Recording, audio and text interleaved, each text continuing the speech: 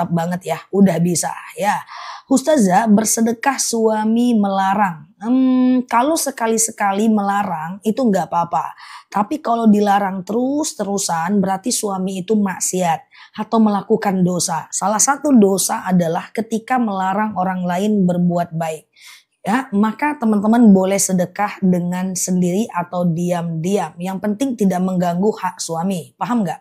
Kalau dia melarang terus, itu berarti dia melakukan dosa. Salah satu dosa adalah melarang orang lain berbuat baik.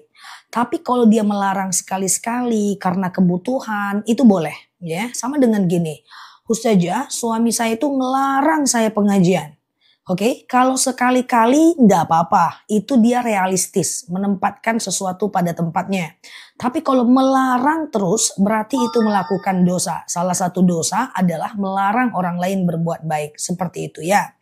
Ustazah, sholat sunnah yang dilakukan setelah maghrib dan sebelum isya, bagaimana niatnya? Sholat apa? Maghrib, ada ba'diyah maghrib, lalu kemudian ada qobliyah isya. Di antaranya ada sholat awwabin. Sengaja aku sholat sunat awwabin 2 rakaat sunnah atasku karena Allah. Ya, sengaja aku sholat sunnah awwabin 2 rakaat sunnah atasku karena Allah. Ya, nah dilakukan minimal 2 rakaat, 4 boleh, 6 juga boleh. Oke. Umroh dulu apa haji? Bebas. Kalau Rasulullah itu umroh dulu baru haji. Ya, tapi tidak menjadi kewajiban bagi kita. Ya. Ustazah, oke sebentar. Kalau kita ngasih ke anak itu sama dengan sedekah. Ya, benar. Memberikan anak sekolah yang layak, yang pantas itu bagian dengan sedekah. Ya.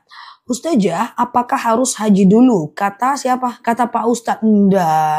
Enggak teman-teman, enggak ya. Rasulullah itu secara faktual itu umroh dulu baru haji. Mungkin Pak Ustadznya bilang haji dulu baru umroh. Melihat dari hukumnya. Hukum haji adalah wajib bagi yang mampu. Ya kan? Tapi enggak segitunya. Teman-teman, haji wajib bagi yang mampu. Kalau pengen umroh atau usia maaf udah 70, 60 pengen umroh aja enggak masalah. Kalau mau dapatkan pahala haji bisa umroh di bulan Ramadan. Siapa yang umroh di bulan Ramadan pahalanya sama dengan 1 kali haji. Gimana kalau ikut kajian dibilang nggak dapat apa-apa? Ya abaikan. Mana mungkin orang yang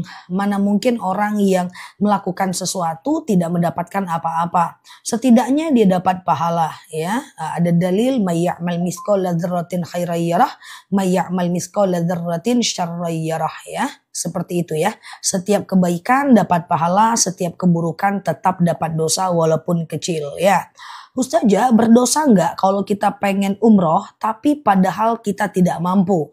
Oh, tidak berdosa. Kalau mau ada doa untuk supaya kita dipanggil berangkat umroh. Apa doanya? Doanya adalah Allahumma rzuqni ziyarata baitikal mu'azzam. Ya Allah, karuniakan kepadaku ziarah ke rumahmu yang agung. Saya ulang. Allahumma rzuqni ziyarata baitikal mu'azzam. Ya Allah, karuniakan kepadaku ziarah ke rumahmu yang agung. Oke. Oke, gitu ya. Ini dia doanya. Allahumma rzuqni ziyarata baitikal mu'azzam.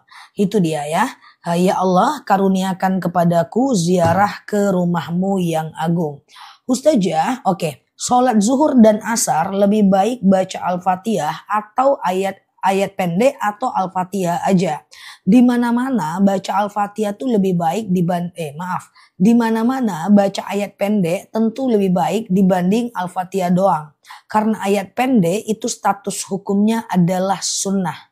Jadi kalau pertanyaannya lebih baik Al-Fatihah aja atau pakai ayat pendek, ya jelas lah pakai ayat pendek jauh lebih baik. Oke. Baca aja 3 kali setiap habis sholat atau di sujud terakhir ketika mau habis sholat. Allahumma rzuqni ziyarata baitikal mu'azzam. Ya Allah, karuniakan kepadaku ziarah ke rumahmu yang agung ya. Bentar ya teman-teman ya. Oke, ya. Ustazah, ketika masbu imam tahiyat akhir, apakah kita duduk tahiyat akhir atau tahiyat awal? Tahiyat awal. Tahiyat akhir cuma ada 1 kali. Ya, ketika imam tahiyat akhir, kita tahiyat awal ya. Ustazah, oke, sebentar ya. tahiyat akhir pandangan kemana? Ke tempat sujud. Jadi kalau kita sholat itu pandangan kita itu ke tempat sujud. Hanya pandangan kita berpisah, ya berpindah kalau kita tahiyat. Kan ke tempat sujud ya. Lalu kita boleh pandangannya berpindah saat tahiyat. Kan kita ke tempat sujud nih, pas tahiyat asyhadu alla ilaha illallah. Nah, maka mata kita pindah ke telunjuk kita. Wa asyhadu anna Muhammadar Rasulullah. Allahumma sholli ala Muhammad wa ala ali Muhammad. Lalu pindahkan lagi matanya ke tempat sujud ya. Ustazah, oke, doa pengen umroh benar ya. Bagaimana hukumnya bila suami tidur dia punya wudhu, sedangkan dayakan tidur nggak tahu dia marah-marah. Sedangkan dayakan, coba tulisannya dibenerin ya Mbak. Ustazah, berdosa tidak jika marah kepada suami karena sudah nggak kuat dengan sifat kerasnya? Nggak bakal berhasil kalau suami keras dimarahi, nggak bakal berhasil. Karena kalau orang itu sedang marah, maka setan sudah masuk ke dalam dirinya. Kalau kita balik marah, tidak akan pernah berhasil. Maka saat suami marah, lebih baik diam. Saat suami marah, nah teman-teman ujung-ujungnya apa? Teman-teman, kalau suaminya marah, teman-teman diam, bilang kamu bisanya diam aja. Kalau teman-teman nangis, suaminya bilang, bisanya cuma nangis. Kalau teman-teman melawan, dia akan bilang, kamu nih melawan. Kalau teman-teman misalnya nangis masuk kamar, dia akan bilang, bisanya masuk kamar. Tidak akan ada yang benar menghadapi orang yang marah. Semua kita akan terlihat salah. Karena setan sudah masuk ke dalam dirinya. Di antara salah ini semuanya, lebih baik diam dulu. Pisahkan antara stimulus dan respon. Sampai nanti diri kita menjadi lebih tenang, baru ngomongin dengan baik-baik. Gak akan pernah benar. Kalau teman-teman menang di kalangan orang yang marah, ku akui itu kehebatan kita semuanya ya. Ustazah, oke. Kalau ruku pandangan gimana? Yang namanya sholat, pandangan ke tempat sujud dalam posisi apapun. Ustazah, ya ini dia ya, doa umroh ya. Allahumma rzuqni ziyarata baitikal mu'azzam. Ya Allah, karuniakan kepadaku ziarah ke rumahmu yang agung. Selalu salah, iyalah ngadepin orang marah, mana ada kita benar. Kalau kita benar berarti dia nggak sedang marah. Oke, gitu ya. Ustazah, suami melarang sedekah jangan banyak-banyak, tapi aku maksa, apakah dosa? Kalau aku... Kalau dia ngelarang terus, itu boleh dinegosiasi. Tapi kalau ngelarangnya sekali-kali, boleh patuh sejenak sama suami. Ya, nah jadi memang ada dalil wabtaghi fima atakallahu darul akhirah wa la tansa nasibaka minad dunya. Cari kehidupan akhirat, juga kita tidak boleh lupakan takdir kita di dunia sih. Kecuali kalau dia uang sendiri mah bebas aja ya. Oke, Ustazah, zikir penghilang cemas dan takut. Baca tuh, Qul a'udzu birabbin nas, malikin nas, ilahin nas, min syarril waswasil khannas. Ya, kita berlindung dari rasa was-was. Kalau mau tidur, berwudu, batal nggak kalau bersentuhan dengan suami? Imam Syafi'i bilang batal. Imam Hanafi bilang batal. Maaf, Imam Syafi'i bilang batal. Imam Hanafi bilang tidak batal. Imam Maliki bilang batal kalau muncul syahwat aja. Ya kan? Berbeda tuh kan? Nah, tetapi wudunya kita sebelum tidur itu bukan untuk mempertahankan wudunya. Tapi untuk mengambil sunnah sebelum tidur aja. Karena kalaupun tak bersentuhan dengan suami, dengan kita tidur aja itu udah batal wudunya. Karena tidur itu membatalkan wudu. Tidur aja kita itu udah batal. Ya, walaupun tidak bersentuhan dengan suami. Jadi menjaga wudhu saat berwudhu saat mau tidur bukan untuk menjaganya, tetapi untuk mengambil sunnah sebelum tidurnya. Siap Mbak Min ya, darah tinggi normal. Siap ya. Ustazah, gimana tanggapin teman yang selalu bilang kita minim empati dan minta validasi dari kita? Intinya gini, kalau teman itu sudah tidak banyak mendatangkan kebaikan, yang ada hanyalah kita berdosa dan selalu sakit hati. Kata Umar bin Khattab adalah tinggalkan setiap orang yang menyakiti kamu. Karena dengan itu engkau akan selalu sakit dan dia akan terus berdosa. Inti pertemanan mendatangkan kepada kebaikan. Ketika dia mendatangkan kepada dosa, maka hindari berhubungan dengan dia coba jalin silaturahmi dengan yang seperti biasa aja. Di antara 4 mazhab itu betul semua ya. Ustazah, oke ya, nggak apa-apa Mbak Anis, itu gas dari perut lebahnya ya. Ustazah mau jual rumah untuk keluar dari riba, tapi rasa berat banget. Nggak apa-apa, perasaan berat cuman sementara. Gas aja, nanti kehidupan akan lebih baik. Bolehkah kita membicarakan, boleh Mbak Ria, tapi tujuannya berzikir. Kalau kita disakiti, boleh kita baca, tapi tujuannya bukan untuk balik menyakiti orang lain ya. Kalau mau tidur, wudhunya sekalian isya, silahkan. Kalau masih ada wudhu, mau tidur setelah isya nggak perlu wudhu lagi. Oke? Ustazah, dengerin ceramah di toilet bisa nggak? Dikhawatirkan ustadznya membacakan Al-Quran. Tapi kalau dia tidak membacakan Al-Quran, aman sih. Ya. Ustazah, kalau puasa Daud diniatkan kehidupan keluarga agar lebih baik. Bukan diniatkan untuk itu. Niat puasa Daud adalah untuk Allah. Tetapi saat sedang berpuasa, kita boleh berdoa untuk kebaikan keluarga. Bedakan mana niat, mana doa. Kalau niat itu satu cuma bolehnya, hanya untuk Allah. Niat sholat untuk Allah. Niat sedekah untuk Allah. Niat kita puasa Daud untuk Allah. Tapi boleh didoakan untuk orang lain. Contoh, misalnya kita melakukan yang namanya sholat, yang namanya puasa. Kita niatnya untuk Allah, tapi di tengah-tengah puasa kita minta sama Allah agar Allah Azza wa Jalla supaya Allah itu mengabulkan doa-doa kita, menyehatkan suami kita ya, melapangkan kubur orang tua kita, itu boleh ya. Ustazah, boleh nggak sholat sedangkan azan belum? Nah, yang penting jawab azan 1 titik. Setelah itu boleh sholat, nggak ada masalah. Ustazah, mau pergi umroh tapi banyak yang tidak hafal ayat-ayatnya. Gimana? Umroh itu sunnah fi'li, dia sunnah perbuatan. Aku jelaskan. Andaikan teman-teman tawaf, diem doang gak baca apa-apa, umrohnya sah. Andaikan teman-teman sa'i, diem doang gak baca apa-apa, umrohnya sah. Karena umroh itu sunnah fi'li, sunnah perbuatan. Dia bukan sunnah qauli, dia bukan sunnah qauli, sunnah perkataan. Jadi begini, umroh tuh yang penting niat ihram. Labbaik Allahumma umrotan. Yang penting niatnya. Setelah itu tawaf tuh gak baca apa-apa, maka sah umrohnya. Sa'i gak baca apa-apa, sah sa'inya. Cuman di sana kan ada mutawif. Di sana ada orang-orang yang membantu kita berzikir dan berdoa. Sehingga sayang kalau gak kita baca. Umroh aja lah, sama dengan kayak gini Mbak. Kalau kita memandikan jenazah, itu cuman sunnah fi'li, sunnah perbuatan. Tidak perlu bicara apa-apa, tidak perlu baca apa-apa, sah mandikan jenazah atau mengkafani jenazahnya. Tapi ada baiknya kita perbanyak berzikir. Sunnah itu guys, ada sunnah qauli, sunnah perkataan, contoh baca Quran. Yang kedua, ada sunnah fi'li, berarti ibadah fisik, perbuatan. Memandikan jenazah itu perbuatan, fi'li saja. Tidak perlu ada qauli, tidak perlu pakai lisan. Tawaf itu ibadah fi'li. Tapi ada sunnah qauli dan fi'li. Contohnya sholat. Sholat itu ada gerakan, ada bacaan. Ada gerakan, ada bacaan. Bergerak nggak baca Al-Fatihah nggak sah. Al-Fatihah doang nggak pakai gerak juga nggak sah. Jadi jangan khawatir. Umroh itu sunnah fi'li, sunnah perbuatan. Jadi gak ada masalah ya. Cuma kan sayang aja kan. Kita gak berdoa di depan multazam.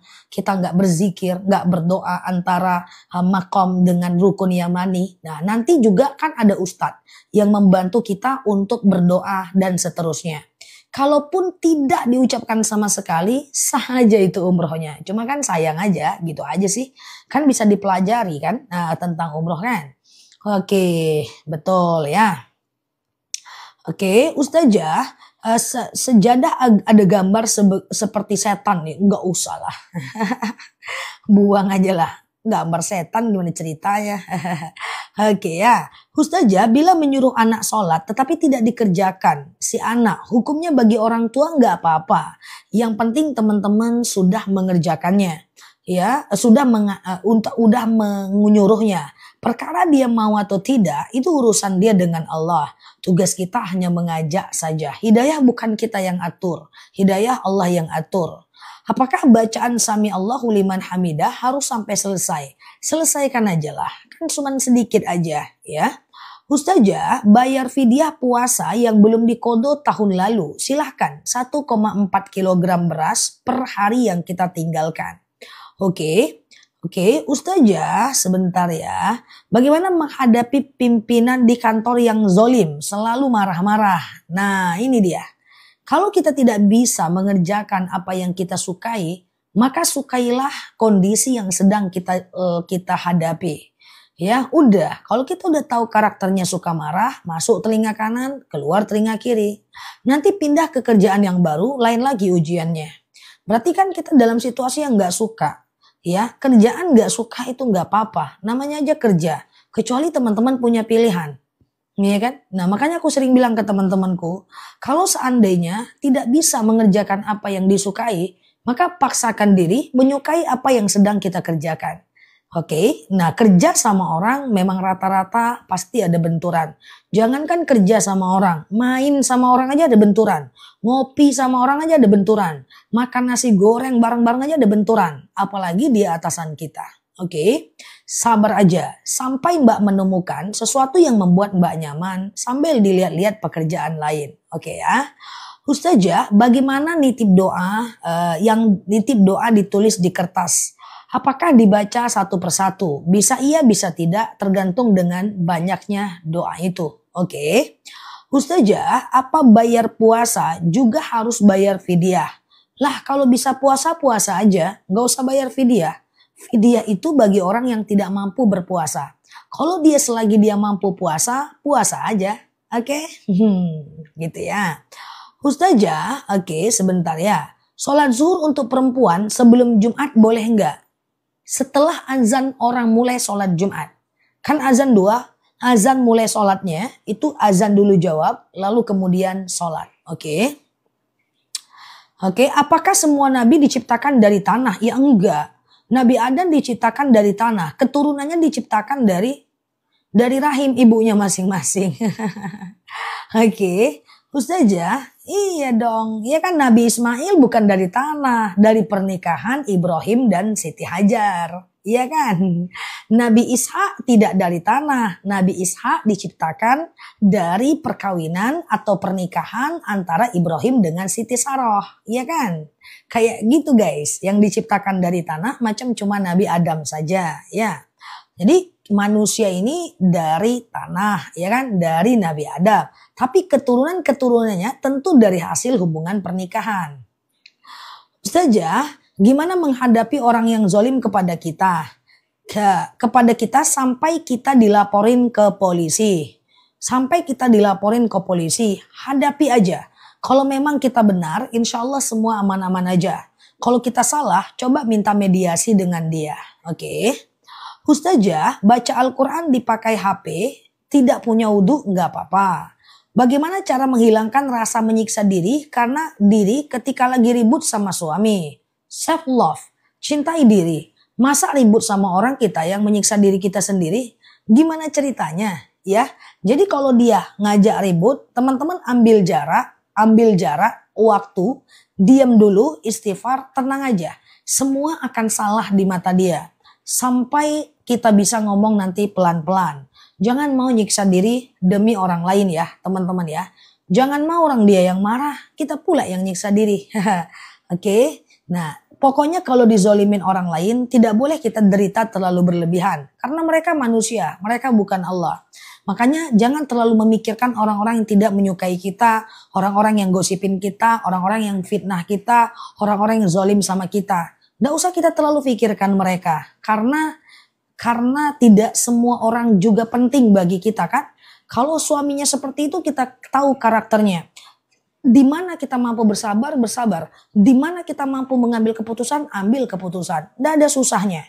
Ketika suami sudah tidak bisa lagi mendatangkan kepada ibadah, yang terjadi dia menyakiti, kita menderita, kemudian kita juga nggak mau melayani, kita berdosa.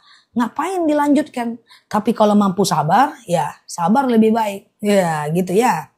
Tadi jemaah aku bilang, Ustazah, gimana caranya sabar kayak Ustazah itu? Mang kenapa bu? Kalau bisa aku beli sabar Ustazah tuh. Pusing aku hidup nih katanya. Kalau bisa aku beli Ustazah. Berapa harganya? Aku beli demi Allah.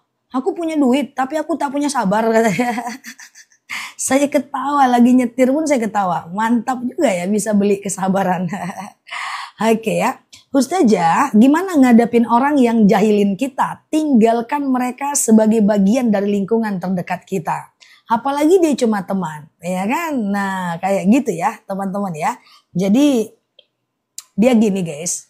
Banyak teman pasti banyak konflik. Dia kan konsep peluang kan? Kan konsep peluang kan? Semakin sering keluar rumah, semakin besar kemungkinan kecelakaan. Semakin banyak teman, semakin besar kemungkinan konflik. Maka mulailah filter. Kan udah usia berapa nih? Udah usia tahajud menjelang azan subuh kan nih? Bertemanlah dengan orang-orang yang positif vibration aja. Yang gak ngabisin energi kita. Iya kan? Yang gak ngabisin waktu kita gitu loh. Nah, seandainya teman itu bisa menjadi positif vibe bagi kita, teman. Kalau enggak ya putar arah aja. Iya kan? Teman-teman akan merasakan di fase dimana mungkin sendiri jauh lebih menenangkan atau berteman dengan lingkungan yang positif aja.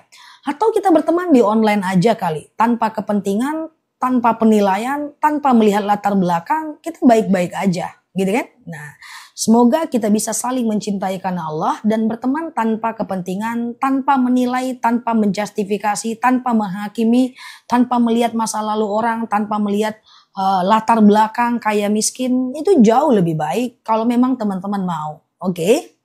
Ustazah, oke, aku masih duha. Oke ya. Kalau istri cuma di rumah aja gimana? Enggak apa-apa. Di rumah aja enggak apa-apa. Enggak ada masalah. Sendiri bukan berarti sepi. Ya, rame pun kalau jiwa kita kesepian, kita akan sepi. Iya kan? Sendiri bukan berarti sepi. Ya, agak-agak kayak anak muda aku sekarang ya, guys. Ustazah, suami ingin KPR rumah. Saya tidak mau. Nggak usah tanda tangan. Udah gitu aja. Nggak usah dimusingin. Nggak mau bang tanda tangan. Udah nggak usah pikirin lagi. Oke. Di rumah aja bosan. Boleh keluar rumah. Boleh ngopi. Boleh makan cireng. Boleh ngobrol. Tapi dengan teman-teman yang positif. Jangan dengan teman-teman yang vibrasinya negatif. Tinggalkan beberapa teman yang kalau ngomong sama dia tuh malas. Aduh aku malas. Aduh aku pusing, aduh hidup ini susah, aduh itu nular guys, yang suka ngeluh itu nular. Yang kedua jangan berteman dengan orang-orang yang suka ngomongin orang lain, karena di belakang kita bisa jadi dia juga akan ngomongin kita. Yang ketiga jangan teman dengan pengadu domba, karena orang-orang yang ngadu domba kita akan menjadi korbannya pada masanya. Mulai filter, ada teman-teman itu yang mesti kita hindari untuk dekat dengan dia. Orang yang sering mengeluh akan menular ke kita. Orang yang ngomongin orang, suatu ketika bisa jadi kita diomongkan. Orang yang suka mengadu domba orang, bisa jadi kita nanti yang akan diadunya. Tinggal nunggu aja kapan kita jadi korbannya. Dan kita berdosa. Ya kalau kita sabar ya. Kalau nggak sabar kan kita lawan juga dia.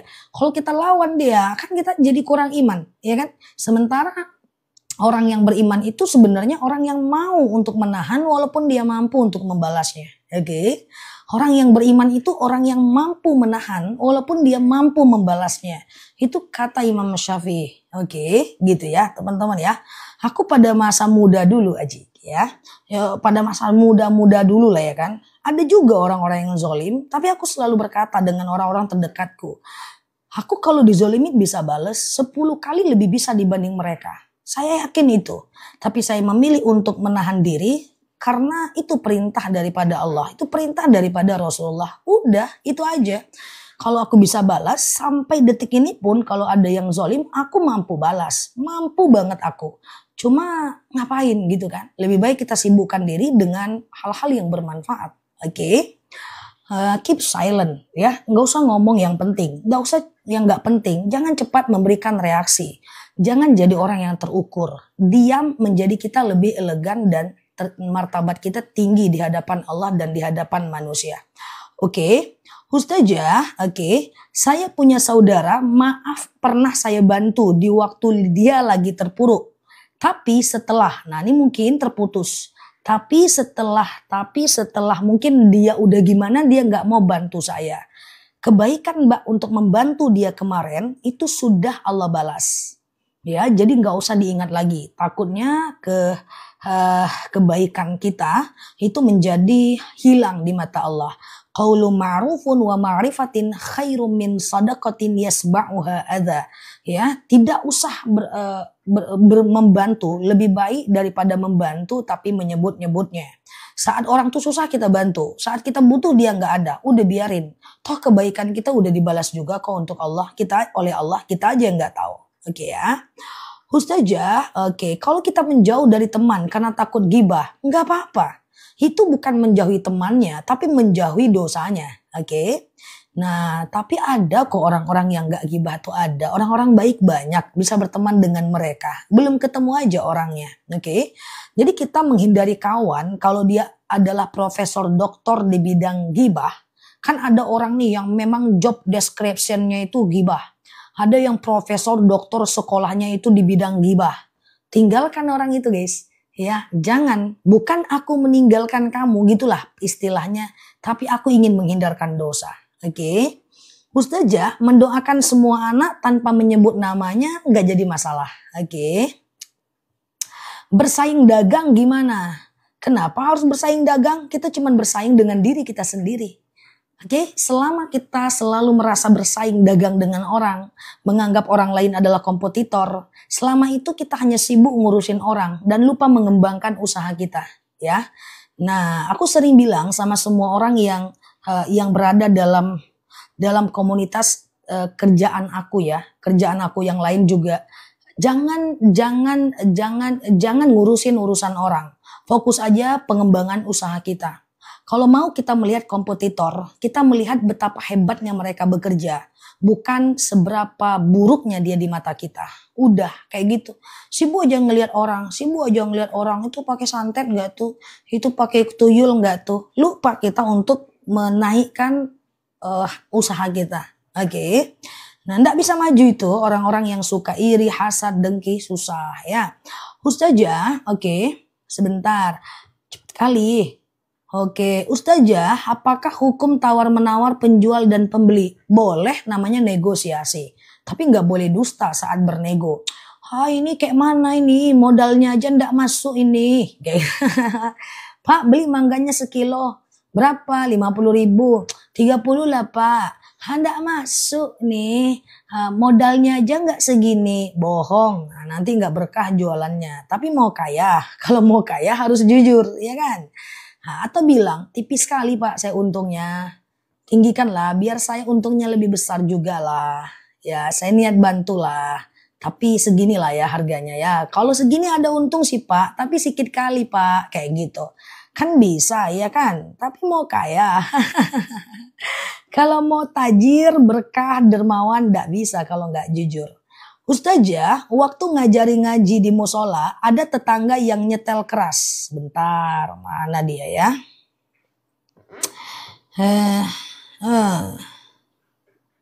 Udah lewat guys, tulisannya ke Sidratul Muntaha.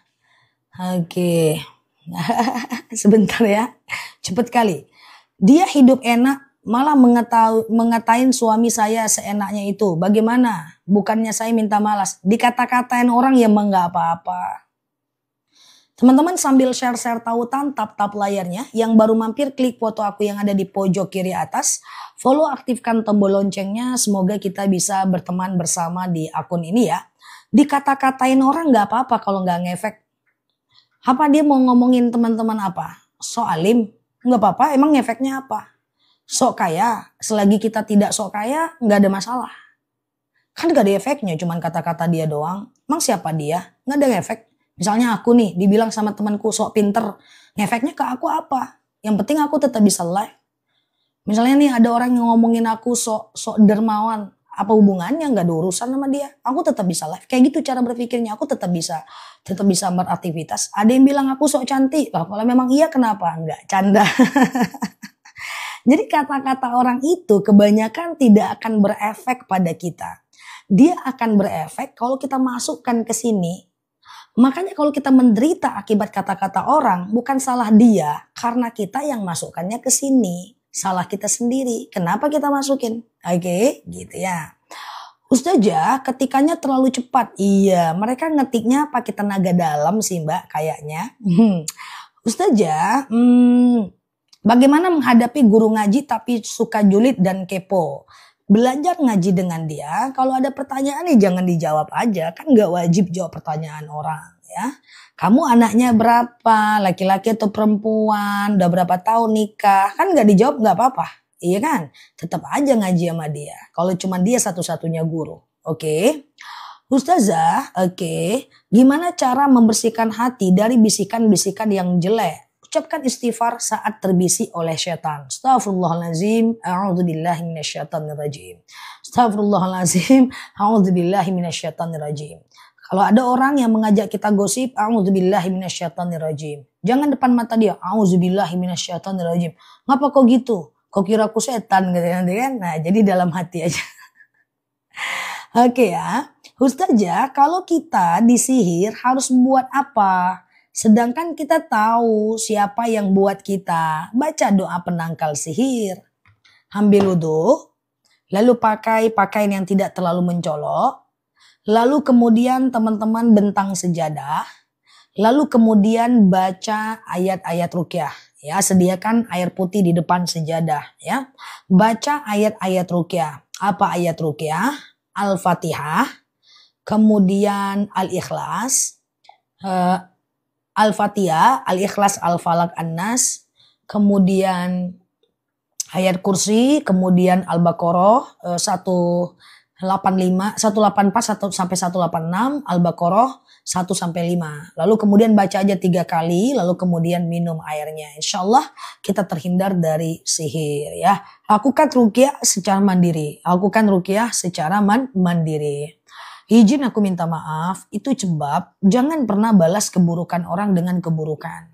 Jangan pernah melawan orang yang gak penting bagi kita untuk kita lawan.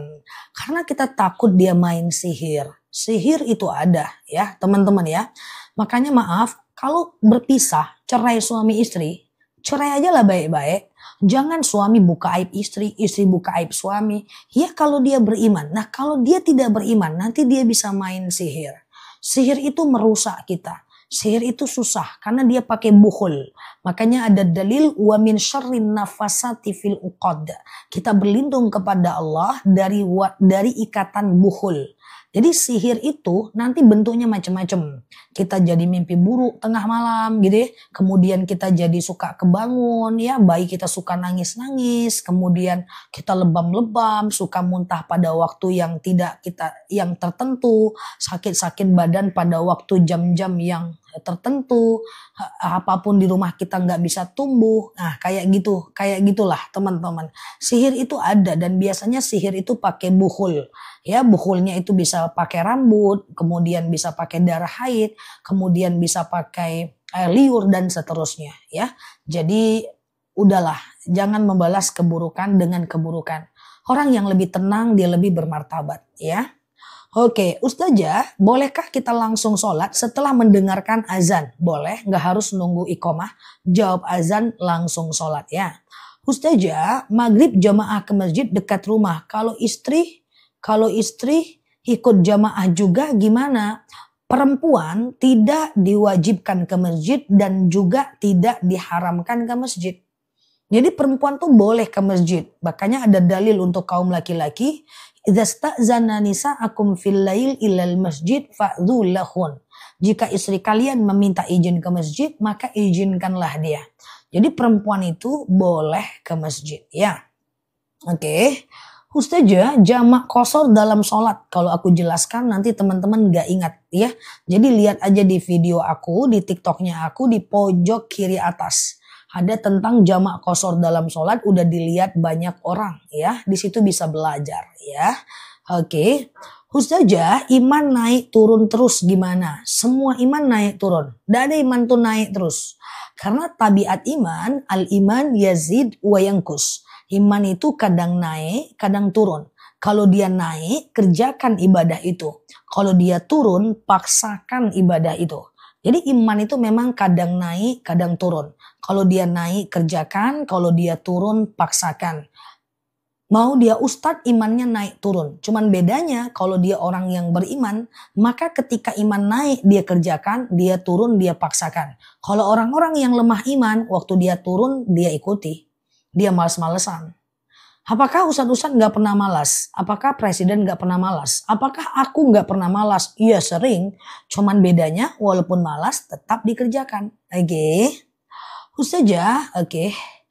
Eh, nggak pernah dibaca. Dimaafin ya teman-teman kalau nggak kebaca, aku minta maaf karena memang kondisi mataku dan kecepatan bicaraku tidak mampu mengalahkan kecepatan teman-teman untuk mengetik ya. Kan kita tiap hari, nggak apa-apa ya. Ustazah, kalau zakat penghasilan dimulai berapa setiap bulannya? Kalau udah 13 juta ke atas wajib zakat 2,5%. Oke. Ustazah, darah tinggiku normal. Oh iya, akasia. Boleh nanti pesan akasia. Nanti akasia kita bundling lebih murah ya. Ustazah, saya pesan madu. Oke, ditunggu ya Mbak. Ditunggu aja madunya. Kemarin pemesanan kita membludak sehingga agak tertunda sedikit aja pengirimannya ya. Ustazah, saya sekarang malas ke tempat saudara. Bukan memutuskan silaturahmi. Saya blokir HP-nya. Kasusnya apa dulu Mbak? Blokir boleh, asal kasusnya jelas ya. Ustazah, saya pernah berniat badal haji orang tua. Tapi saya belum ada rezeki. Kalau sekedar niat dan keinginan nggak jadi nggak apa-apa. Tapi kalau nazar harus. Nggak nazar kan? Kalau nggak nazar nggak apa-apa. Tapi kalau dia keinginannya, kalau dia ada niat, kalau dia niat doang nggak jadi nggak apa-apa. Nah, yang penting dia bukan nazar ya. Kalau nazar harus soalnya. Oke. Ustazah, oke sebentar ya. Pas ngajarin ngaji ada yang nyetel salon keras-keras udah nggak apa-apa. Kita lebih mudah merubah diri kita daripada merubah orang lain supaya sesuai keinginan kita ya. Tinggal kita bilang kalau kita terganggu banget dalam waktu yang lama, Pak kecilin ya Pak suaranya nih lagi ngajar ngaji izin ya Pak udah. Tapi kalau sekali-sekali udah tinggal kita lebih banyak ngalah lah, is okay. Tapi kalau sering banget setiap saat ya baru deh teman-teman ngomongin ya. Oke ya. Ustazah, oke, sholat witir 1 kali aja. Boleh banget ya. Ustazah, kalau kita sholat matanya kemana? Ke aku. Enggak lah. Ke tempat sujud. Ya, ke tempat sujud matanya. Oke. Teman-teman share-share tautan tap-tap layarnya. Yang baru mampir klik foto aku di pojok kiri atas. Follow, aktifkan tombol loncengnya. Kita ngobrol santai seperti biasa di akun ini ya. Semoga betah ke belajar di akun ini. Ya, ke tempat sujud. Ya, pakai sejadah atau enggak tetap ke tempat sujud. Kalau enggak ada sejadah tetap ke tempat sujud. Ya, Ustazah, sebentar. Sholat witir 1 rakaat gimana bisa? Sengaja aku sholat witir 1 rakaat sunnah atasku karena Allah ya. Ustazah, betul ya. Oke, kalau sholat duha di awal waktu pagi jumlah rakaatnya lebih dari 2. Maksudnya sholat duha. Kalau sholat duha boleh ya, boleh dilakukan minimal 2 rakaat, maksimal 4 rakaat, maksimal 12 rakaat ya. Ustazah, sujud sahwi adalah sujud kalau kita lupa rakaat ya. Nah, misalnya nih, ini rakaat 2 atau 3 ya, 2 atau 3 ya, 2 atau 3 ya. Maka anggap 2 aja dulu. Maka nanti setelah fil alamina innaka hamidum majid sujud. Subhana man la yanamu wa la yasu. Allahu akbar. Sujud lagi Allahu akbar. Subhana man la yanamu wa la yasu. Allahu akbar. Salam kanan, salam kiri ya. Oke, kayak gitu ya teman-teman ya. Ustazah, sholat witir 1 rakaat bacaannya Al-Ikhlas, Al-Falaq, An-Nas kalau mampu. Tapi kalau cuman Al-Ikhlas doang ya nggak apa-apa sih. Oke gitu ya. Ustazah, nazar yang tidak dilaksanakan tidak ada kafaratnya. Berdosa nazar tidak dilaksanakan. Tapi kalau lupa ada kafaratnya. Nazar tidak dilaksanakan berdosa besar. Tapi kalau nazar lupa ada kafaratnya. Lupa, pernah bernazar apa? Lupa, ada kafaratnya. Memerdekakan budak, memberi makan 10 orang fakir miskin, memberi makan pakaian 10 orang fakir miskin, atau puasa kafarat 3 hari berturut-turut. Sengaja aku puasa kafarat sunnah atasku karena Allah. Sengaja aku puasa kafarat sunnah atasku karena Allah lakukan 3 kali. 3 hari. kalau putus ulang lagi ya. Apa beda niat dengan nazar? Ya beda, jauh kemana-mana. Kalau niat sengaja aku puasa sunnah karena Allah, sengaja aku puasa, sengaja aku sholat subuh 2 rakaat sunnah atasku karena Allah. Itu niat ya. Tapi kalau nazar, kalau ada syarat, kalau nanti anakku lahir perempuan, aku akan potong kambing. Kalau nanti anakku lahir dengan selamat, aku akan sholat tahajud 1 bulan berturut-turut. Kayak gitu ya. Nggak dibaca, kena marah aku guys ya. Maafin ya teman-teman ya kalau nggak kebaca ya. Nggak dibaca, kena marah aku guys. Aku pulang aja lah. Ustazah, Isra sama duha beda nggak? Beda. Isra itu matahari muncul belum panas. Duha itu matahari muncul dan sudah mengeluarkan panas ya. Bedalah, Isra itu 1,5 jam dari azan subuh. Duha itu 2,5 jam dari azan subuh ya. Oke, gitu ya. Kena marah lagi aku. Oke, gitu ya. Kalau bisa aku masukkan mic dalam jantungku nih, jawab dia sendiri guys ya. Tapi nggak terkejar ya guys. Ustazah, oke, tiap hari aku dimarahin. Ustazah, ketika sedang haid, apa boleh masuk musola atau masjid? Nah, ini perbedaan pendapat di kalangan ulama mazhab. Ada yang mengatakan tidak boleh masuk, 7 langkah udah berdosa. Ada yang mengatakan boleh masuk, tidak boleh duduk. Ada yang mengatakan boleh masuk asal tidak menetes. Ada yang mengatakan boleh masuk, tapi musola tidak boleh masuk masjid. Aku ulang ya. Ada yang mengatakan tak boleh masuk, 7 langkah berdosa ya. Ada yang mengatakan boleh masuk asal tidak menetes. Ada yang mengatakan boleh masuk tapi nggak boleh duduk. Ada yang mengatakan boleh masuk musola, nggak boleh masuk masjid. Pilih aja yang mana ya. Oke, kalau nazar lupa kafarat. Kafarat nazar, kasih makan 10 orang fakir miskin. Satu orangnya 1,4 kilogram beras kali 10 orang. Berarti satu orangnya 7 on. Kali 10 orang berarti 7 kilogram. Atau kasih pakaian 10 orang fakir miskin seharga baju yang kita pakai. Atau puasa kafarat 3 hari berturut-turut. Sengaja aku puasa kafarat sunnah wajib atasku karena Allah, lakukan 3 kali. Teman-teman, Mbak Liva dilarang keras marah-marah. Oke, iya ya, enggak apa-apa ya. Teman-teman kita itu bercanda saja, enggak apa-apa. Mungkin mereka bertanya tapi enggak terjawab sama aku karena kurang ngomong speed aku udah cepet banget nih soalnya nih guys supaya terjawab semua ya kan. Tapi ya enggak terjawab ya, maafin ya.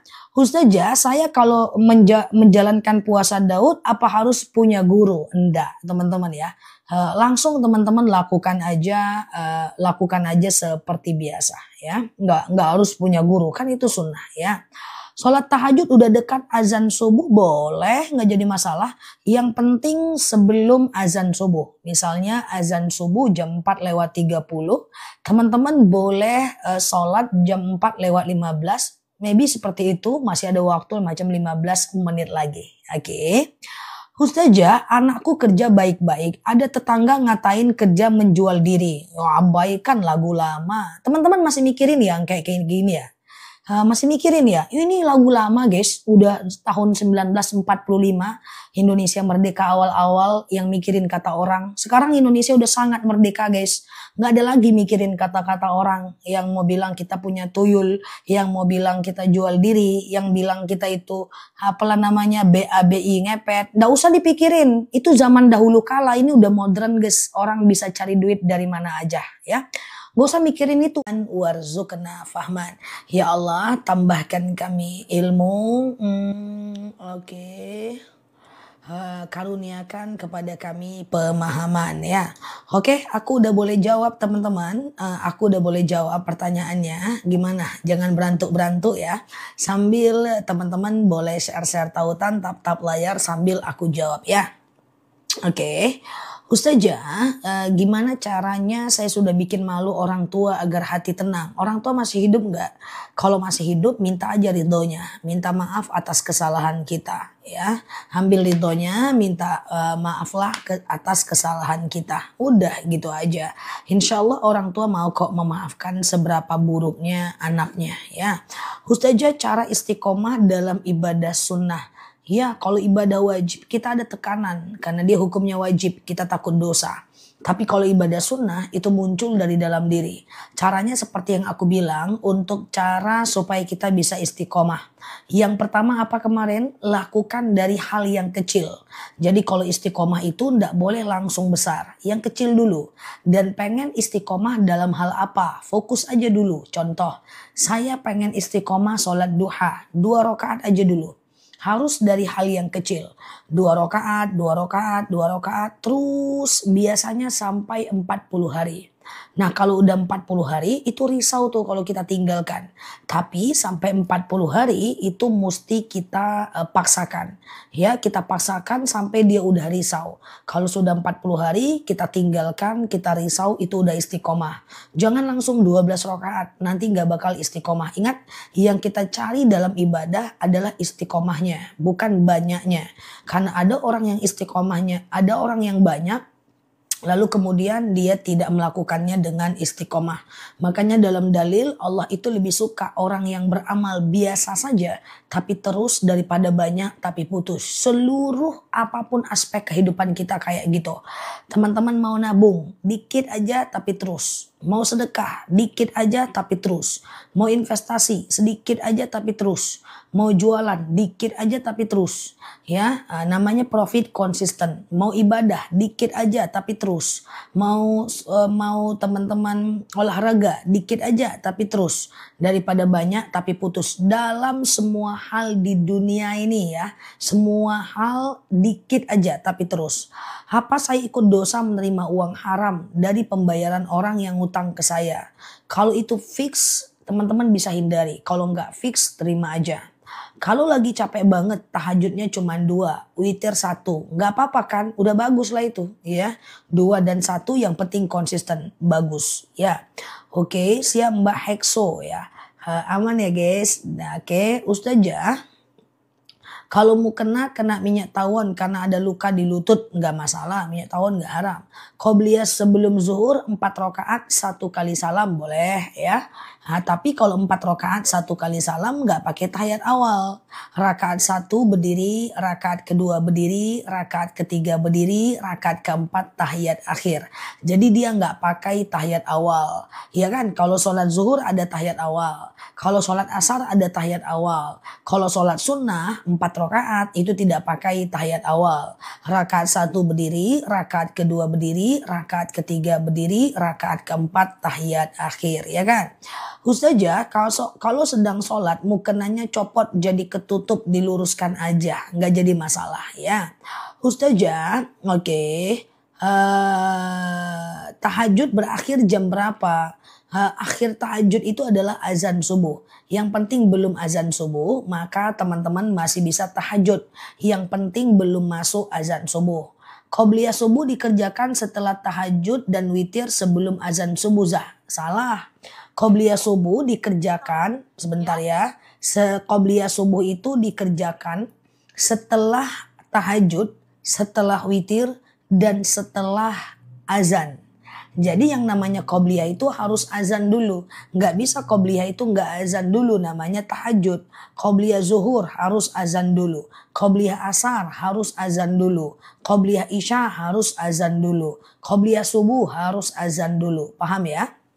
Ustazah, aku mohon maaf, sholatnya nggak pernah khusyuk. Sebenarnya nggak apa-apa. Yang penting dia sah aja dulu. Sholat itu awalnya dipaksa, lama kelamaan terbiasa, baru kemudian menikmati. Menikmati sholat itulah yang dinamakan dengan khusyuk. Khusyuk setiap tingkatan berbeda. Ada khusyuknya para Rasulullah, ada khusyuk para sahabat, ada khusyuknya tabi'in, ada khusyuknya ulama, sampai khusyuknya kita. Nah, usahakan tahu arti bacaan sholat supaya lebih khusyuk. Arti bacaan sholat kan dekat aja ya kan, dikit aja. Iftihah, ruku, iktidal, sujud, duduk antara dua sujud, tahiyat akhir ya. Sedikit aja kok. Sholat duha 2 rakaat aja gimana? Udah mantap lah itu ya, 2 rakaat cukup ya. Ustazah, oke sebentar ya. Aku sholat awabin 4 rakaat tapi aku pakai tahiyat awal gimana? Semua sholat sunnah tidak pakai tahiyat awal. Kalau langsung 4 rakaat ke depan tidak ditinggal diperbaiki aja. Itu untuk membedakan antara sholat sunnah dengan sholat wajib. Supaya ada diferensiasi nih perbedaan antara sholat sunnah dengan sholat wajib. Maka sholat sunnah kalau 4 rakaat dia tidak pakai tahiyat awal. Dan kemudian kalau sholat wajib itu kan ayat pendeknya cuma rakaat 1 dan 2. 3, 4 nggak pakai ayat pendek. Tapi kalau sholat sunnah semuanya pakai ayat pendek. Tujuannya apa? Supaya membedakan dari sholat wajib. Ke depan tinggal diulangi lagi aja ya. Ustazah, kalau anak maksa mau rebonding gimana? Tugas kita tidak meridhoi rebondingnya. Selanjutnya urusan dia dengan Allah. Yang penting kita udah tegas tidak meridhoi dia melakukan itu ya. Ustazah, oke. Bedanya qobliyah subuh dengan fajar sama. Qobliyah subuh dengan fajar sama. Itu juga dia. Rok'atanil fajar khairum minad dunya wa ma fiha. 2 rakaat sholat fajar itu lebih baik daripada dunia dan seisinya. Saat sholat mukenah kebalik gak masalah kok. Gak apa-apa ya. Kebalik aja terus gak apa-apa. Canda ya. Kebalik gak masalah, yang penting nutup aurat. Baca iftitah itu dibaca apakah setiap mengawali rokaat? Iya mbak. Jadi iftitah itu dibaca setiap rokaat pertama setiap kita sholat. Tapi tidak wajib ya, yang namanya iftitah itu sunnah. Dia tidak wajib. Tapi sayang kalau kita nggak kerjakan ya. Ustazah, sholat isya ada qobliyahnya, ada mbak, tapi tidak sunnah muakkad, ya sunnah biasa. Sebelum asar, sebelum maghrib, sebelum isya itu sunnah biasa. Dia tidak sunnah muakkad. Ada, bisa dikerjakan tapi tidak sunnah muakkad. Hari ini videoku lebih detail lagi tentang sholat sunnah. Teman-teman coba cek video-video aku hari ini ya. Kalau sholat sunnah tidak pakai tahiyat awal, caranya bagaimana? Langsung berdiri setelah sujud. Betul, kalau 4 rakaat kan? Iya dong. Misalnya nih, sengaja aku sholat sunat duha 4 rakaat, sunnah atasku karena Allah. Ya, rakaat 1 berdiri, rakaat kedua berdiri, rakaat ketiga berdiri, rakaat keempat tahiyat akhir. Cara sholat taubat gimana? Teman-teman yang belum paham tentang cara-cara sholat, aku sengaja hari ini di 10 video yang beredar hari ini, itu semuanya tentang sholat sunnah. Coba bisa dinikmati nanti setelah aku upload ya. Sholat sunnah taubat itu sholat yang bisa dikerjakan 2 rakaat setiap hari. Boleh kapanpun siang dan malam. Kecuali habis asar nggak boleh, habis subuh juga nggak boleh. Nah, tetapi bisa dilakukan jam 3 siang, jam 2 siang, habis duha, sebelum duha boleh. Caranya gimana? Kayak sholat subuh aja.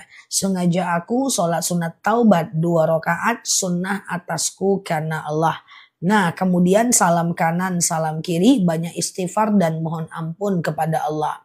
Ustazah, sholat qobliyah apa perlu kita baca iftitah? Iftitah itu pada semua jenis sholat gak wajib. Jadi boleh dibaca, boleh tidak ya.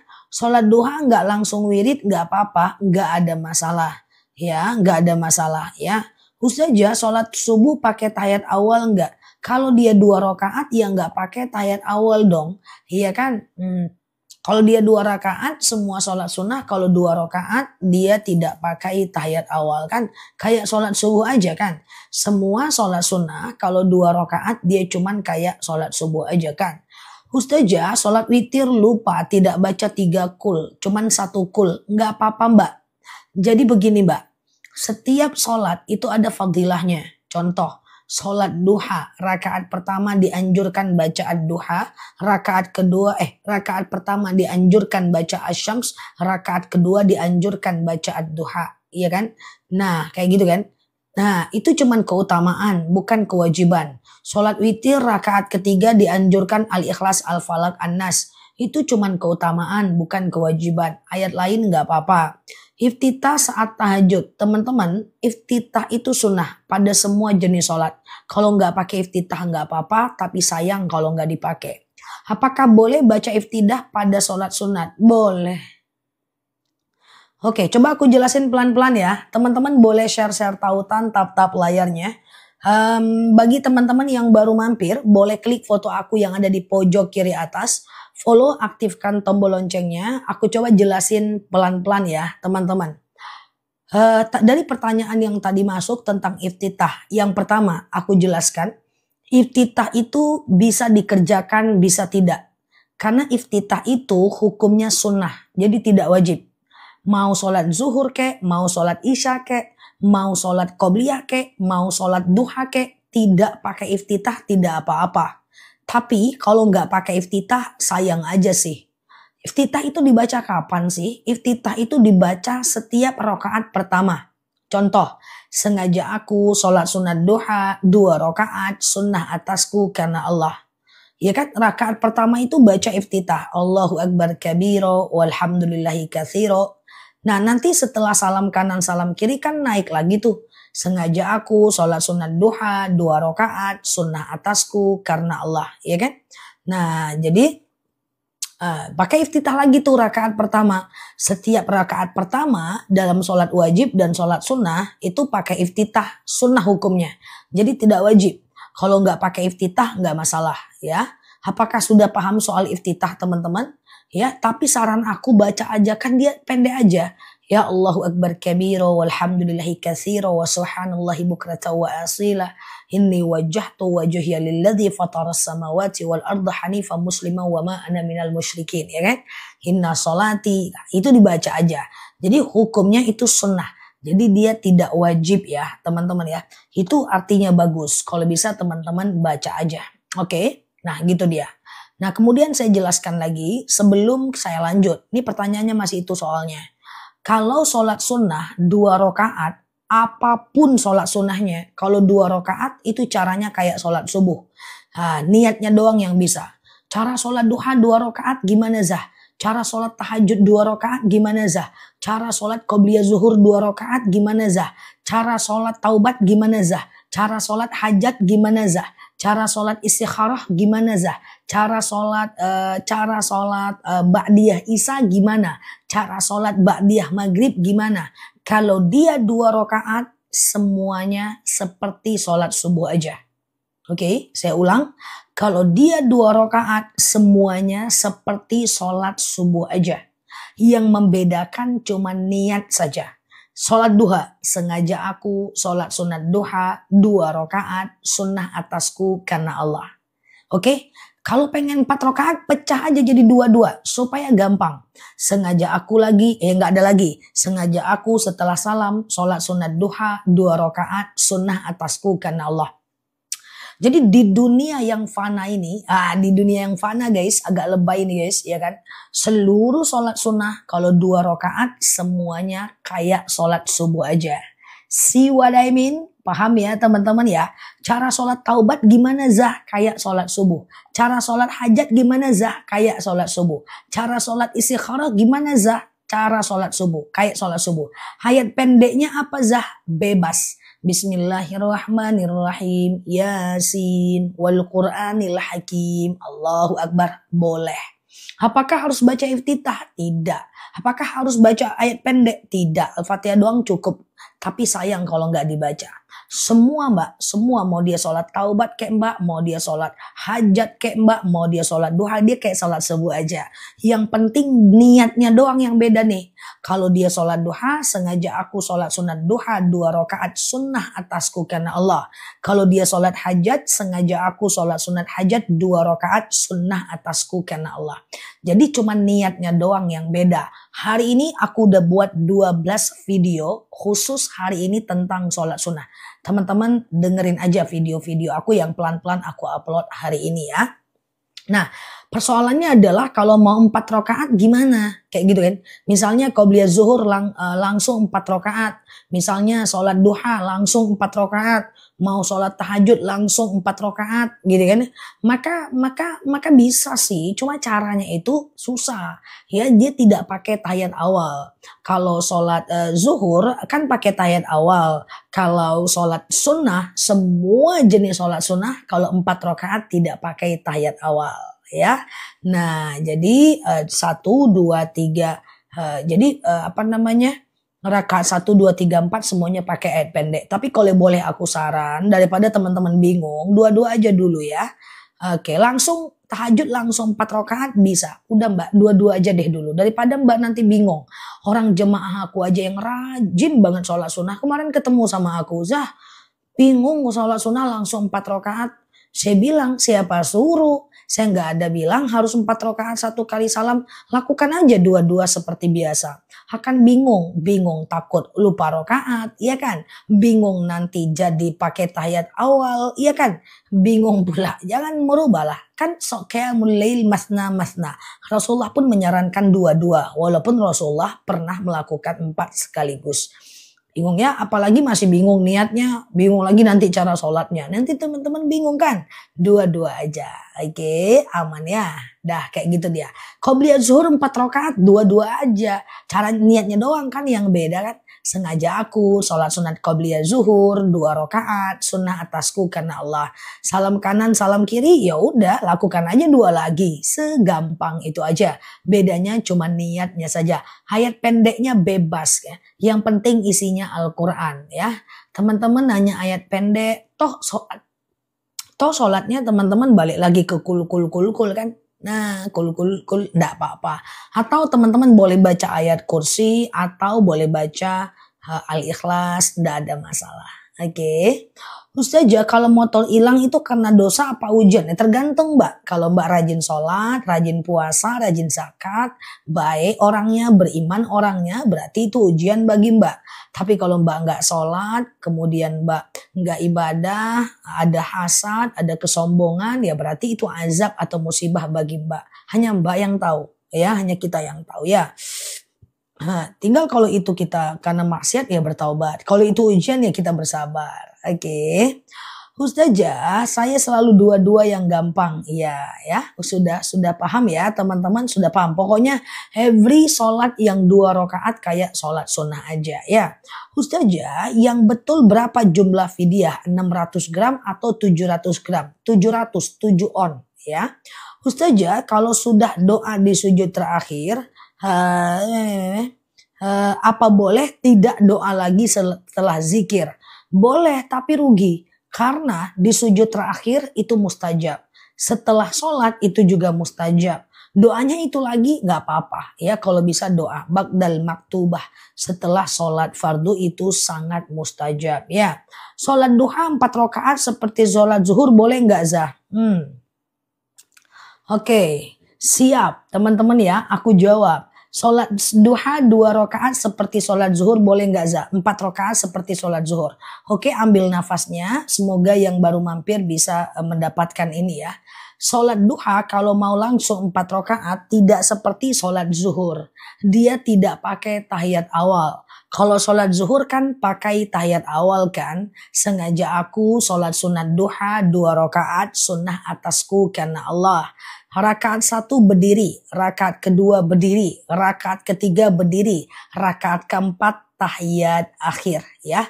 Dan kemudian rakaat 1, 2, dan 3 semuanya pakai ayat pendek. Saranku nggak usah langsung 4 rakaat.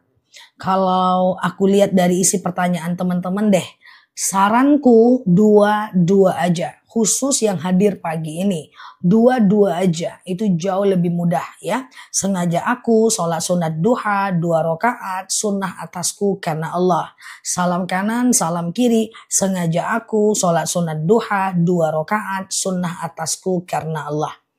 Aku jarang menyampaikan sholat sunnah 4 rakaat 1 kali salam. Setelah 1 tahun aku di TikTok, 1 tahun setengah aku di TikTok baru aku sampaikan. Karena itu ilmu lah, itu ilmu. Kalau dulu-dulu aku nggak mau nyampaikan karena khawatir memunculkan keraguan. Toh 2 juga nggak apa-apa, ya kan? Jadi tapi is okay, nggak masalah ya. Ustazah, bisa Mbak Setianingsih, justru lagi haid bagus minumnya ya. Bagus Mbak Setianingsih ya. Ustazah, aman ya. Kalau 2 baca niat lagi nggak Bu? Baca niat Pak ya, baca niat lagi ya. Oke, Ustazah, qobliyah zuhur 4 rakaat 2 aja caranya. Sengaja aku. Ustazah, qobliyah zuhur 4 rakaat niatnya 2 atau langsung 4? Oke. Jadi qobliyah zuhur itu bagusnya dua aja ya. Jadi kalau dia 4 rakaat supaya lebih gampang dipangkas aja jadi dua. Ya, kalau langsung 4 nanti teman-teman pasti bingung lah kalau belum ngerti caranya ya. Sengaja aku sholat sunnah qobliyah zuhur 2 rakaat sunnah atasku karena Allah. Salam kanan, salam kiri, sengaja aku sholat sunat qobliyah zuhur 2 rakaat sunnah atasku karena Allah. Oke, sudah paham teman-teman? Kalau nggak paham tanya lagi aja, aku ulang lagi. Iya, aman ya. Oke, Ustazah mandi terus langsung wudhu, belum berpakaian nggak apa-apa ya. Jadi belum berpakaian nggak apa-apa, itu cuma adab sih, dia tidak sampai kepada syariat sih. Nah jadi dia tidak sampai kepada syariat, jadi boleh. Cuman kalau ada ustadz yang bilang, oh pakai wudhu itu harus pakai baju, itu bukan harus dan wajib, itu cuma dia menyampaikan adab. Cuma secara kita ceramah itu mesti jamaahnya tahu ini adab atau syariat. Kan aku pernah dengar nggak boleh wudhu pakai handuk, jamaahnya langsung mengira itu haram, kan repot. Boleh wudhu pakai handuk, cuma adabnya aja yang kena, itu maksudnya ya. Ustazah, oke sebentar ya. Oke. Ustazah sabar banget, nggak ada kesel-keselnya. Ya karena aku paham ini banyak yang baru mampir. Jadi makanya kita jawab aja. Semoga dengan kita jawab kemudian banyak yang mengamalkan, kan kita jadi cuan pahala juga, ya kan? Nah, Ustazah kalau sholat tahajud belum tidur boleh tidak? Afdolnya tidur dulu walaupun cuman sekejap mata ya. Kalau kita sholat bacaannya itu aja nggak apa-apa, nggak ada masalah kok. Ya sebenarnya nggak ada masalah. Walaupun teman-teman walaupun teman-teman misalnya nih pagi kulkul, siang kulkul, sore kulkul, sampai meninggal masuk alam barzah kulkul, sholatnya sah. Cuma ganti-ganti lah sekali guys, ganti dengan ayat kursi kayak Rabbana Atina kayak, jangan sampai dihisap di alam barzah kulkul terus. Ya kan, biar agak lain sedikit sholat tuh ya kan. Tapi kalau ku tengok ini kul semua ini masih ya. Oke. Asik kul ya siang malam guys. Sampai ditanya sama malaikat mungkar nangkir kul juga masih ya kan. Masa nanti catatan amal kebaikannya kul. Ya kan, ganti-ganti sedikit. Bangun itu tahajud, bangun malam sering tahajud lagi, bangun tahajud lagi. Jangan pipis doang. Nanti malaikat bingung, pipis, repot urusan guys, ya kan? Ustazah, oke aman ya. Teman-teman tap layar, share tautan ya. Yang baru mampir boleh klik foto aku di pojok kiri atas. Follow, aktifkan tombol loncengnya agar teman-teman bisa belajar bersama di kanal ini ya. Nah, sehingga kita bisa Allah mudahkan dalam mengamalkannya. Mukena lusuh buang aja nggak ada masalah. Mukena itu seperti baju aja kok teman-teman ya. Nggak harus diperlakukan gimana-gimana kok ya. Memangnya kalau sholat sunnah, atahiyatulnya pakai Sayyidina atau tidak is oke, nggak masalah. Bisa Mbak Emi, akasia itu program hamil ya. Oke, Ustazah tunggu nanti bisa akasia ya. Ustazah, oke. Oke sebentar ya guys. Oke sebentar ya. Ustazah kalau niat sholat apakah harus dibaca dalam hati? Boleh dilafazkan ya. Boleh ya. Ustazah tahajud, aku mulai aktif tahajud sejak kenal Ustazah. Masya Allah ya.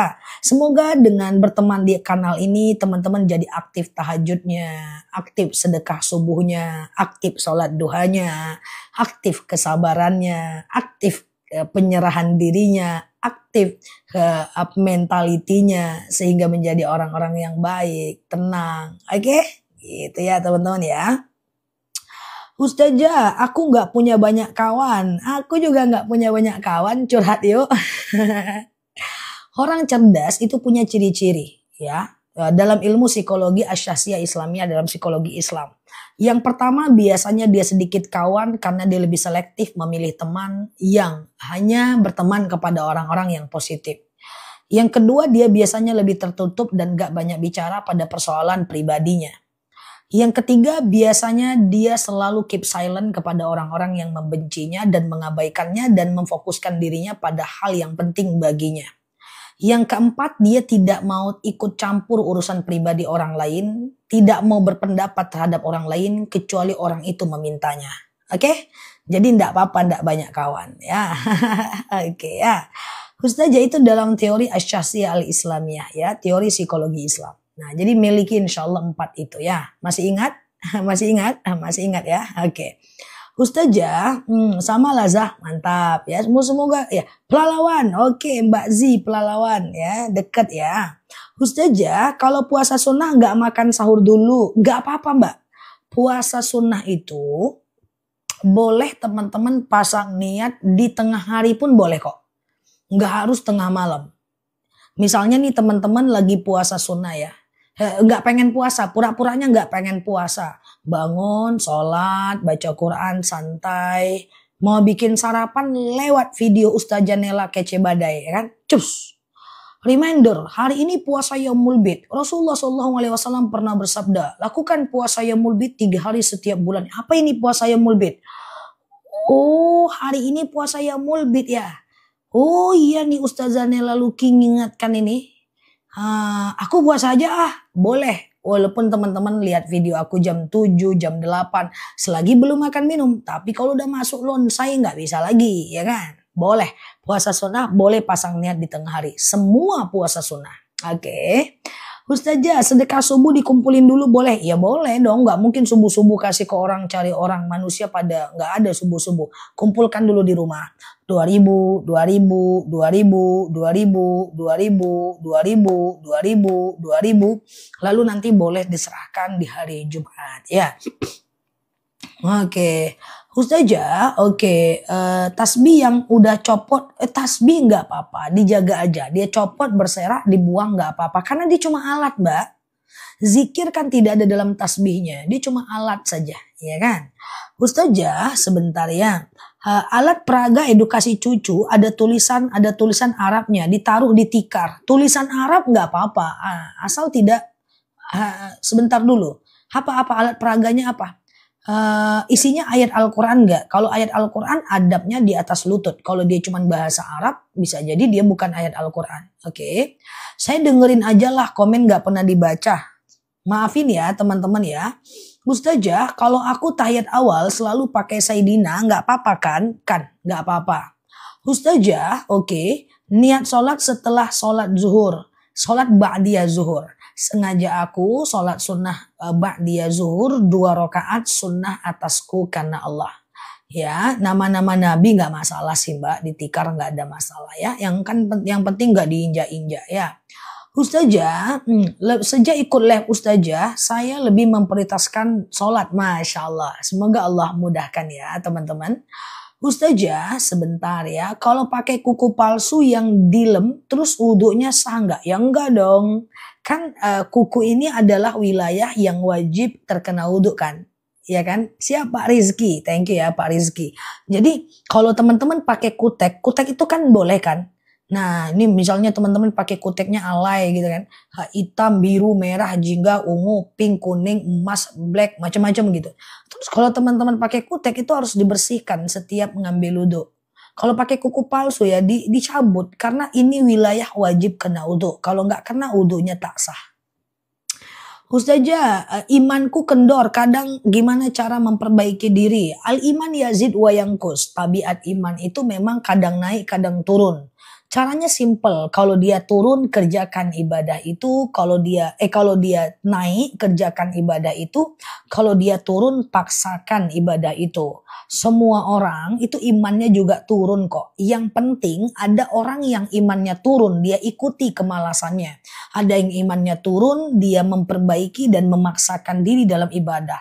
Ibadah tuh dipaksakan gak masalah guys. Ya kan dipaksakan ya, kalau kita malas sampai kita istiqomah itu nggak ada masalah sama sekali ya. Oke. Ustazah, sebentar. Baju yang sudah dicuci ada bekas darahnya, bisa dipakai sholat? Nggak bisa, sampai hilang warna dan baunya ya. Ustazah, setelah sholat tahajud doanya setelah witir nggak apa-apa. Tahajud dulu baru witir baru doa. Qobliyah zuhur dulu, zuhur ba'diyah baru zikir dan doa. Tidak apa-apa ya, tapi ada baiknya setelah selesai sholat berdoa, cuman tidak wajib Mbak. Karena apa? Karena zikir dan doa bukan masuk ke wilayah hukum sholat lagi, rukun sholat lagi, nggak masalah. Ustazah kajian offline di Pekanbaru nggak? Oh, tiap hari aku kajian, Mbak, tiap hari ya. Ustazah kalau pakai gigi palsu nggak masalah karena gigi bukan wilayah wajib wudu. Ya, tapi kalau pakai kutek harus dihapus karena tangan wajib wudu, guys. Paham nggak teman-teman ya? Oke, contoh lagi misalnya teman-teman pakai apa namanya? Pakai make up yang waterproof kayak gitu kan. Make up yang waterproof kayak gitu ya. Maka misalnya pakai blush on waterproof ya, kemudian pakai blush on atau pakai apa namanya pens yang waterproof lah, itu harus dihapus sebelum sholat ya. Ustazah, oke gitu ya. Hehehe, lagi semangat nih ibadah, datang mens. Setelah itu ambiar. Nah makanya gini, misalnya semangat sholat tahajudnya, bangun jam 4, azan subuh 4.30. Rupanya besok mens, bangunnya jam 8 pagi. Jangan gitu, karena fisik ini harus dibiasakan. Mens ataupun tidak mens, tetap bangun, diambil space. Yang tadinya sholat diganti dengan sekedar berzikir. Yang tadinya sholat diganti dengan muhasabah diri. Yang tadinya jadwal sholat diganti dengan mengulang-ulang hafalan. Itu bisa. Jadi tetap mengikuti on track kayak gitu loh ya. Konsisten itu seperti itu ya teman-teman ya. Nah misalnya nih aku pengen konsisten sholat duha 20 menit kayak gitu kan. Nah misalnya 20 menit lagi haid, tetap melakukan sesuatu di 20 menit itu. Nah, konsisten itu seperti itu guys, ya kan? Misalnya aku bikin video di dalam kota, di luar kota pun aku tetap harus buat video. Karena aku tahu banget, kalau aku ndak buat video, nanti nyampe di kota aku lagi aku males. Makanya di bawah pesawat aku buat video, di depan pintu toilet aku juga buat video, di mana-mana aku buat. Untuk menjaga konsistensi. Karena aku manusia biasa yang bisa jadi aku tidak konsisten kalau nggak aku paksakan. Ya kan? Nah kayak gitulah guys, ya kan? Nah oke, Ustazah kalau sunscreen nggak apa-apa. Sunscreen kan tidak menghalangi air wudhu yang masuk ke dalam pori-pori. Lipstick tergantung, kalau dia waterproof ya dihapus sebelum mengambil wudhu. Kalau dia tidak waterproof ya boleh diwudhukan saja ya. Oke, Ustazah basuh kepala dan telinga. Basuh wudhu itu 3 kali lah ya. Tapi telinga tidak wajib wudhu. Bagian yang wajib wudhu itu hanya muka, tangan, kepala, kaki. Muka, tangan, kepala, kaki. Muka, tangan, kepala, kaki. Telinga nggak wajib wudhu ya. Oke gitu ya. Ustazah kalau Hansaplast terluka nggak apa-apa. Kalau Hansaplast terluka, diperban, ada darahnya nggak apa-apa. Jadi gini, darah itu sebenarnya najis. Maskara waterproof nggak bisa dibawa wudhu mbak. Karena wajah kan bagian dari wajib wudhu mbak. Kayak maskara waterproof. Maskara itu yang di mana ya guys? Maskara yang di mana ya guys? Di sini ya? Di mana ya? Aku kurang ahli guys soal dandan. Ya atau blush on ya kan? Atau bulu mata palsu atau maskara. Kalau dia waterproof harus dihapus mbak. Karena ya di mata ya, betul ya. Nah di sini kan cus. Nah gitu kan. Nah itu harus dihapus kalau mau sholat. Nah ke darah tadi ya. Ke darah tadi. Misalnya nih aku ada luka di sini ya. Nah ini kan kena Hansaplast atau dioperasi. Kan ada darah. Darah ini sebenarnya najis. Tapi ketika darah itu hanya pada wilayah yang luka, maka dia najis ma'fu namanya. Najis yang dimaafkan. Misalnya ada orang ambeien.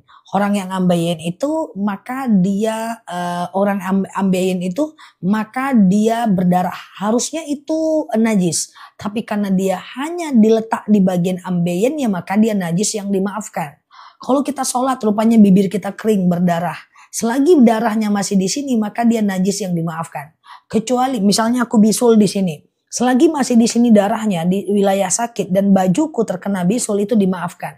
Kecuali kalau darahnya itu sampai ke sini maka dia najis mutlak. Paham ya? Allah itu maha kasih guys ya. Ustazah, oke. Kalau kutek muslim apakah bisa dibawa sholat? Enggak. Aku udah pernah minta kakakku coba beli kutek halal, tetap bisa dikikis itu. Halal itu maksudnya bahannya itu halal. Tapi kalau diaplikasikan ke kuku, dia bisa dikikis. Kalau bisa dikikis ya dia menghalangi air wudhu. Kecuali inai, henna, pacar itu boleh. Karena dia masuk ke dalam kuku. Oke. Ustazah, oke sebentar ya. Baca doa pakai bahasa Indonesia nggak jadi masalah ya. Baca doa pakai bahasa Indonesia nggak jadi masalah ya. Oke, aman, sehat ya. Ustazah nabung mau umroh, janji Ustazah kesampaian puasa 3 hari. Maksudnya gimana Mbak? Ustazah kalau wudhu lihat nyamuk, respect nepuk nyamuk. Ya, darah nyamuk najis ma'fu. Ustazah, kalau perempuan lagi haid, boleh nggak baca Quran? Mengulang hafalan saja di dalam kepala jauh lebih aman atau baca Quran dari handphone jauh lebih aman? Qobliyah subuh sama nggak dengan sholat fajar? Sama. Kalau pakai Hansa Plus tidak masalah. Wilayah itu tidak usah dikenain air wudhu karena kita dalam keadaan sakit. Allah maafkan. Kalau keputihan tidak bisa dibawa sholat. Jadi kalau teman-teman yang keputihan, wajib cebok setiap sebelum berwudu. Cebok itu bukan rukun wudu, tapi teman-teman yang keputihan harus cebok sebelum wudu. Cebok, jangan pakai celana itu lagi, kecuali kalau teman-teman kalau teman-teman itu bisa dalam kondisi pakai panty liner ya. Nah yang keputihan nanti coba minum madu akasia. Insya Allah madu bagus ya. Ustazah selalu ingat, Ustazah pas berdoa tiba-tiba kentut. Nah tiba-tiba kentut zikir dan doa tidak masalah. Ya ada baiknya berwudu, kalau nggak apa-apa. Contoh, teman-teman itu hanya perlu menyelamatkan sholat aja. Misalnya nih, Assalamualaikum warahmatullahi wabarakatuh. Bunyi kentutnya, keluar kentutnya. Ke kiri itu nggak wajib lagi salam. Ya, salam ke kiri itu sunnah. Jadi udah nggak perlu lagi teman-teman ulang sholatnya. Tapi kalau ulang lagi sholatnya. Zikir dan doa udah kentut nggak apa-apa. Kalau mau ngambil wudhu ya dapat pahala sunnah. Kalau nggak juga nggak masalah ya. Oke, nah gitu ya. Keputihanku sembuh, minum madu akasia. Tuh, Masya Allah ya. Oke, Mbak Mu'alaf nanti aku jelaskan ya. Nah itu keputihanku sembuh, minum madu akasia. Nah itu kan, nah keputihan insya Allah sebentar. Mu'alaf stay tune ya, di sini nanti aku jelasin untuk Mbak Mu'alaf ya. Nah jadi gitu ya teman-teman ya. Ustazah ketika, oke sebentar ya. Gimana cara sholat jamak dan qashar? Kalau mau jamak qashar, ada baiknya teman-teman lihat di video aku di pojok kiri atas. Di TikTok aku itu dijelaskan tentang jamak qashar dalam sholat ya. Tuh, Masya Allah. Ustazah, madu akasia belinya di mana? Di sini. Masih ada yang belum minum madu akasia? Tuh aku masalah persendian. Nanti beli madu rambutan. Jadi madu akasia itu guys, madu akasia itu tuh udah banyak, alhamdulillah ya. Akasia itu kayak diabetes, hipertensi, kayak kolesterol tuh. Iya saya minum madu akasia, keputihan saya berkurang. Tuh Masya Allah. Ya sebentar kok sama dia itu, bismillah. Kayak akasia itu kayak diabetes, hipertensi, kolesterol, asam urat, kayak asam lambung, kolesterol. Nah kemudian tekanan darah rendah, darah tinggi, jantung, atau stamina.